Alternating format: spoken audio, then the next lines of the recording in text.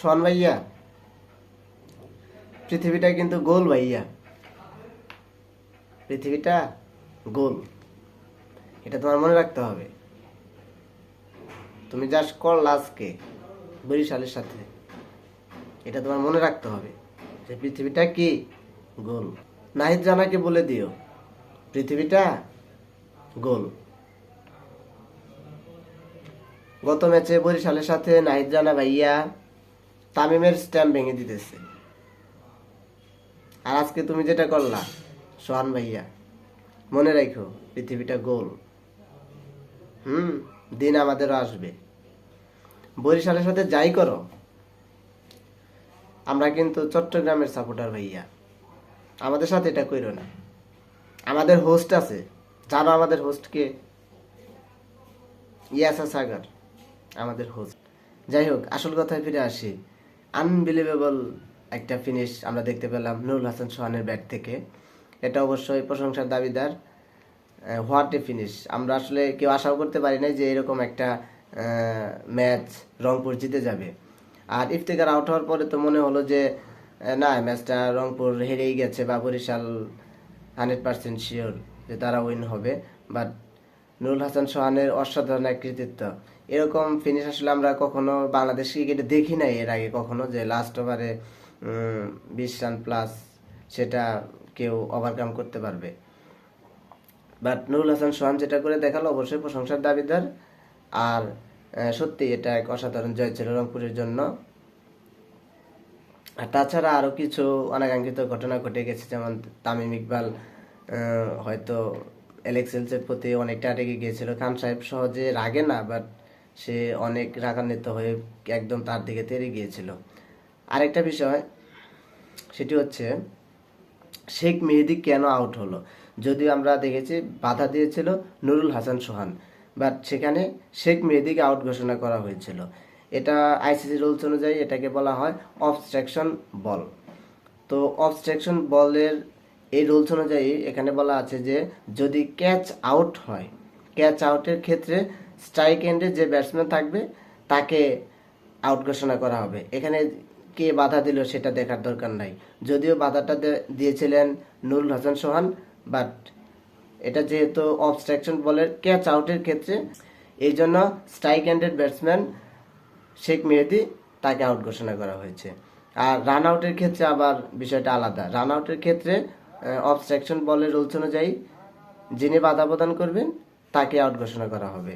এটি হচ্ছে আইসিসির রুলস অবস্ট্রাকশন বলের ক্ষেত্রে। ক্যাচ আউট এবং রান আউট দুটার মধ্যে ভিন্নতা রয়েছে। নুরুল হাসান সোহানের এই পারফরমেন্সটা দেখে আমার একটা বিষয় মনে পড়লো। আমাদের সিলেক্টররা করে কি, তারা দেখে প্লেয়ারদের রান কত, কোন প্লেয়ার কত রান করলো সেটা দেখে তারা প্লেয়ার সিলেক্ট করে। যেমন আমরা এর আগেও দেখতে পেরেছি যে আমাদের একই টিমে 5 জন ওপেনার এইভাবে তারা সিলেক্ট করে। এটা কি আসলে ঠিক? তারা কখনো এটা দেখেই না, বুঝেই না যে একজন টপ অর্ডার ব্যাটসম্যান সে রান বেশি করবে, এটা স্বাভাবিক। আর একজন ফিনিশার তো এত রান করবে না। একজন ফিনিশার কি সেঞ্চুরি করবে? সেটা করতে পারে দলের সিচুয়েশন অনুযায়ী, বা সে যদি সর্বোচ্চ চেষ্টা করে, সেটা সে ইচ্ছা করলেই কিন্তু সেটা করতে পারবে না। সে যত ভালো খেলুক, সবসময় তার দ্বারা সেঞ্চুরি সম্ভব না। সে রান করবে 20-30 বা 50-এর মধ্যে এরকম। কিন্তু আমাদের সিলেক্টররা করে কি, তারা দেখে প্লেয়ারদের রান কত, কে কত রান করলো। 5 জন ওপেনার একটা টিমে তারা নিয়ে নেয়। তারা কখনো পজিশন ওয়াইজ চিন্তাটা আসলে করে না যে আমার এখানে একটা টিমে ফিনিশার লাগবে, তো ফিনিশার মূল টিমে যে খেলবে তার সাথে আর অপশনাল হিসেবে 1 জন বা 2 জন থাকবে। ঠিক তেমনি ওপেনারের ব্যাকআপ থাকবে, মিডল অর্ডারের ব্যাকআপ থাকবে। এগুলো আসলে পজিশন ওয়াইজ তারা চিন্তা করেই না। এটা আমি এর আগেও দেখেছি। বা নুরুল হাসান সোহান একবার এক সাক্ষাৎকারে বলেছিল যে আপনি যদি আমাকে জিজ্ঞেস করেন যে আমি রান কম করেছি, তাহলে বলবো যে আপনি খেলায় দেখেন না বা খেলা বুঝেন না। নুরুল হাসান সোহান একবার আফসোস করে একবার এটা বলেছিল যে আপনি হয়তো খেলা বুঝেন না। কারণ একজন ফিনিশার কখনো সেঞ্চুরি বা এত 400-500 রান করবে না। সে খুব বলে 100-200 রান করবে, এরকমই তার রেঞ্জ থাকবে 50-60-এর মধ্যেই। আপনি দেখবেন যে একজন ম্যাচ ফিনিশার তার স্ট্রাইক রেট কত, সে স্ট্রাইক রোটেট করে ঠিক মতো খেলতে পারতেছে কিনা। সে 10 রান করুক, প্রবলেম নাই তো।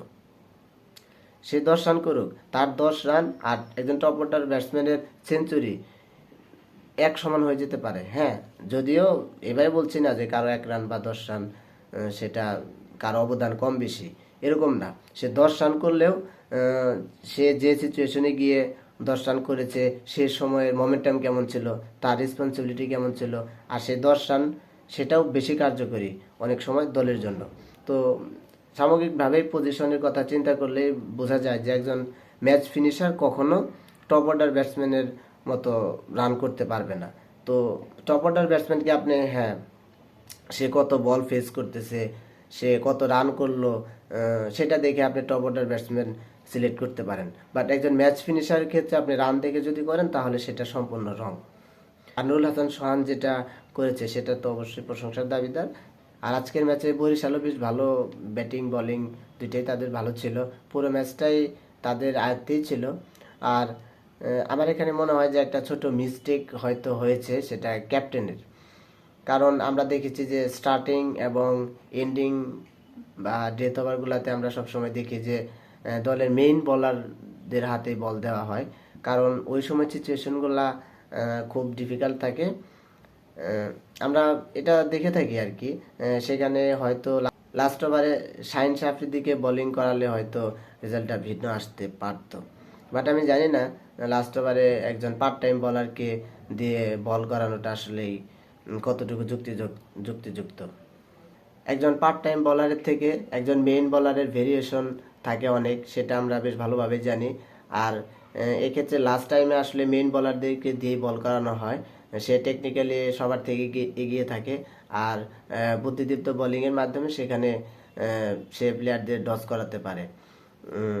আর আমরা দেখেছি যে আমাদের লাস্ট বা ডেথ ওভারগুলোতে সাধারণত মুস্তাফিজকে দিয়ে বল করানো হয়, কারণ মুস্তাফিজ স্লোয়ার, কাটার, বাউন্সার আর যথেষ্ট স্পিড দিয়ে বল করে, বা বিভিন্নভাবে সে ডট বল করতে পারে। আমরা আইপিএলে দেখেছি MS ধোনি তাকে হয়তো স্টার্টিংয়ে বল দেননি, কিন্তু তাকে ডেথ ওভারে বেশিরভাগ বল করিয়েছেন।